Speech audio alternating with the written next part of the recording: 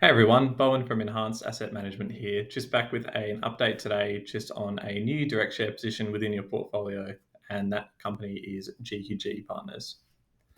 So GQG is a global boutique asset management business, and they currently invest around 160 billion of client funds, and these are invested primarily in actively managed equity portfolios.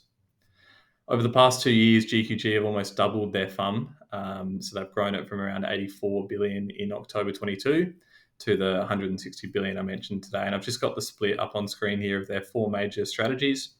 So the international equity strategy currently holds around 60 billion, with the global strategy around 39, emerging markets at about 43 billion, and the US equity strategy at around 13.4 billion.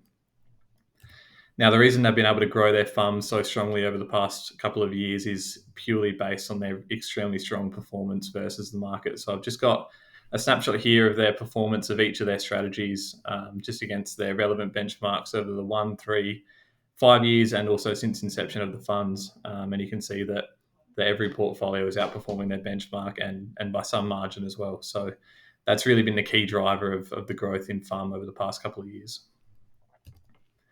Now, the reason we have taken a position in this company is on the 21st of November, so last week, the chair of an Indian conglomerate called Adani Group was indicted in New York over his role in an alleged bribery and fraud scheme, which involved bribing Indian government officials to win contracts, particularly in the green energy space. Now, why is this important, you might be asking? That is because GQG have been one of the largest backers of the Adani Group businesses, and they took some pretty large positions during 2023. These positions have been extremely profitable for the business. The Adani Group has been on a really good run over the past 18 months. However, obviously off the back of this indictment, we saw a significant pullback in the share price of all of the Adani Group businesses. This obviously correlated to a really strong pullback in the GQG share price, being a pretty significant investor in these companies. So I've just got up on screen here the share price reaction of the Adani businesses over the past few days, and you can see some pretty big pullbacks there, ranging from 6% all the way up to about 30% for Adani Green Energy. So after doing some digging and some calculations, we think the pullback on GQG is definitely overdone.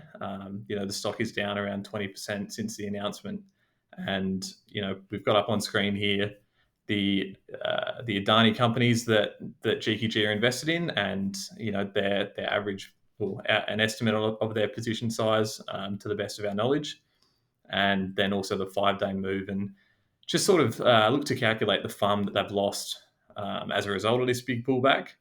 And basically, we've worked out it to be around about a 1% FUM reduction, which is more heavily related to the emerging market strategy, again, which isn't the key driver of GQG's business. The international strategy, which is the key driver and that supports a lot of the relationship with advisors and drives a lot of the key flows, doesn't hold any Adani stocks in the top 10. So basically, we think the 20% correction in the GQG share price is massively overdone, and we've taken a position off the back of that.